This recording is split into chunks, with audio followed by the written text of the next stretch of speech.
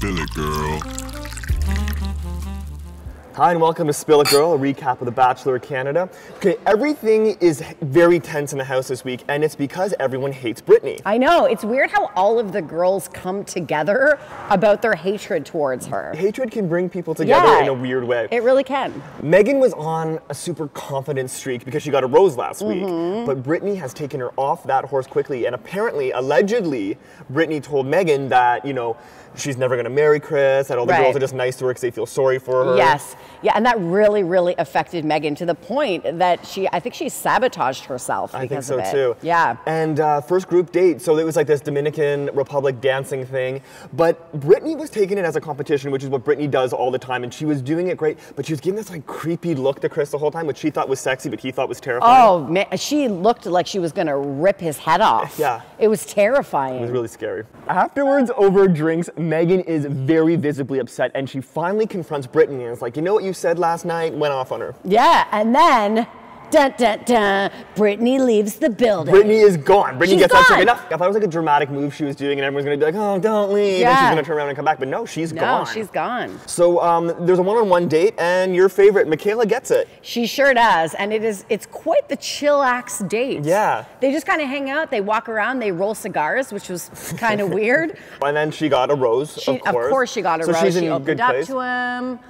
She's my favorite still. You like her the best? Yes, I do. The second date was a little bit different. It was an aphrodisiac cooking class, if you will. This turned me on a little. I'm not afraid to admit that. I'm surprised Chris didn't need a textbook for his lap, okay? Because he's getting rubbed down with his shirt off by all these gorgeous girls. Kate loses all her clothes and just does it in her drawers, which of course wins her a rose, as it should. Well, she left him hanging. Yeah.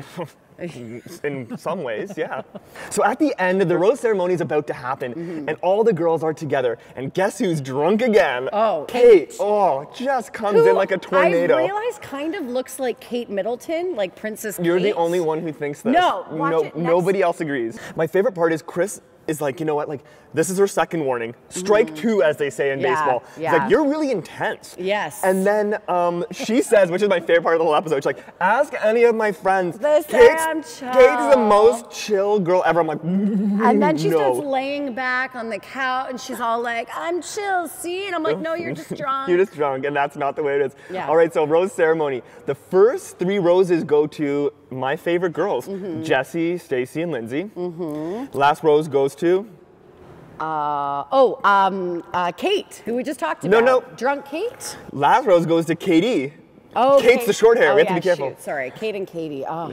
Get rid of one of them. Yeah. We got rid of one of the Brittany's so we could keep our drunk self straight on this episode. Okay. And then, of course, Megan gets sent home. And she's a sweet girl. I felt really bad for her. Yeah, and he walked her out. You know, I really like Chris. He's a really good guy. He's got a good heart. I'm into him. At the beginning, I wasn't so sure, but I really love him. But he is the kind of guy you want to marry. Like, he's good. He's a good-hearted guy. We're really lucky today because we have Evan and Carly, who survived all this miraculously from Bachelor in Paradise. We're going to be talking to them next. Spill it, girl.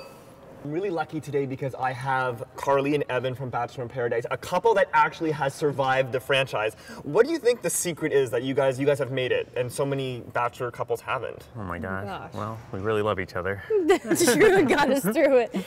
I don't know, because our story was so weird. It's not like we went through being like, we're going to be the couple that makes it. We were like, well, I was like, I don't know about you, and then it obviously worked out, but... Yeah. You liked him as a friend right away. Oh, 100%. Because you're both living in Nashville, right? Yes. I think apart from Toronto, one of the best cities I've ever been to in my whole entire life. Really the most fun. Come over, come visit. You got it, I'm there. We have a bigger couch. Don't tell me that. I'll show up drunk and wet your couch, you know? You're an entertainer. Yes.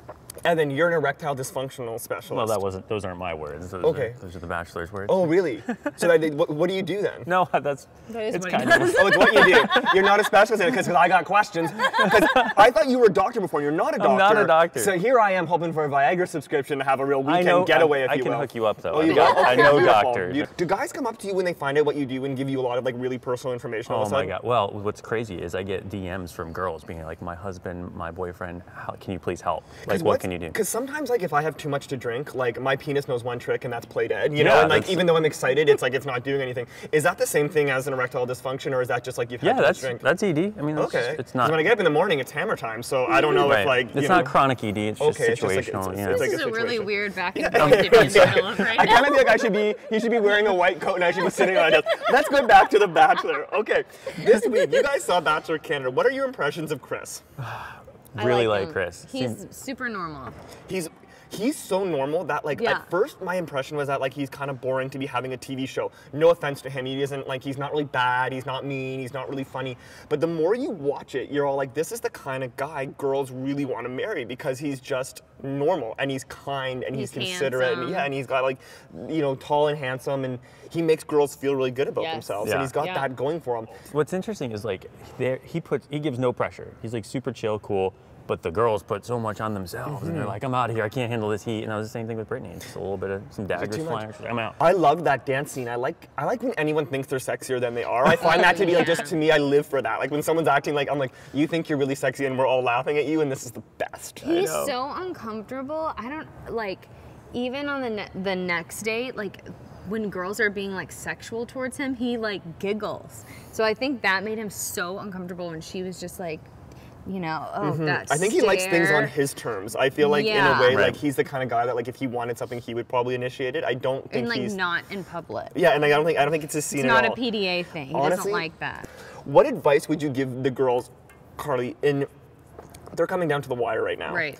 They've survived this so far, and you know how it is. I mean, you're not sleeping in your own bed. You're not with your family. You have no support. You can't call anyone. Right. In this point where you're kind of like, you're stripped of so much you're used to, what advice would you give the girls when they're just right down to the wire right now? I mean, the best thing you can do, I think, really, which I didn't do, is to, like, stay out of the drama. You have to, like, keep every conversation and your focus on just you guys, because if you stray to any other way, you're out.